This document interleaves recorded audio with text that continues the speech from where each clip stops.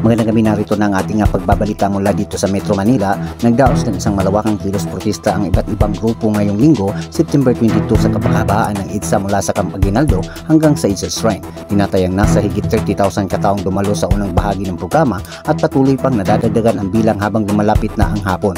Dumating ang mga realista mula sa iba't ibang panig ng bansa, kabilang ang mga delegado mula sa Hilagang Luzon. Namataan ng mga mamamayang kumboy ang hindi bababa sa 15 bus mula sa Ilocos Norte na pag-aari ni dating Gobernador Chavit Singson na kilala bilang kaalyado ni Pangulong Marcos. Bitbit ng mga protesta ang iba't ibang tarpaulin at placard na may nakasulat na Resign Marcos at mga panawagan na panagutin ang mga sangkot sa umano'y katiwalian sa naturang proyekto na flood control project ng gobyerno.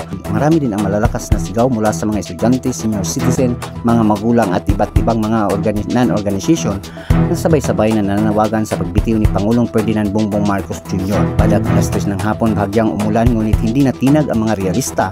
Patunay ayon sa mga leader ng protesta na kanilang determinasyon na maiparating ang panawagan para sa pagbibitiw ng Pangulo at sa pagkakulong ng mga opisyal na sangkot umano sa korupsyon sa naturang flood control project. Naging makasaysayan din ang pitsang kilos protesta dahil sa tumapat ito sa anibersaryo ng paglagda ni dating Pangulong Ferdinand Marcos Sr. sa martial law noong September 22, 1972.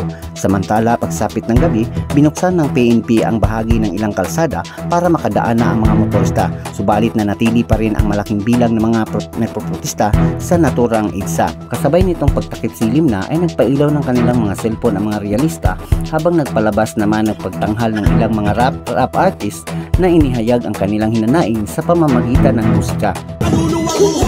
Mahirap talaga malaman parehas na di magkakatiwalaan. Di ka nagkabalik ng tiyang tsagahaman talaga. Biyasa ng mapigil lang nagkahibla na tsansa. Palibasa barya na para sa kanilang pagyansa. Barya na pinunsa mula sa pinuwis na mabulag. Muling nanawagan ang mga rapper na magbitiw na ang Pangulong Marcos sa kanyang posisyon. Nananatiling mapayapa ang kabuuang pagdaraos ng kilos protesta sa kabila ng malaking bilang ng mga dumalo ayon sa inisyal na ulat ng mga otoridad. Abangan ang buong detalye dito sa 11.3 Birada News FM sa iba't ibang bahagi ng panig ng bansa sa ating pagbabalita tungkol sa malawakang protesta na ito. Ito na lang ang 11.3 Birada News FM. Ako si Kabirada Weng mula dito sa Metro Manila. Magandang gabi, Pilipinas.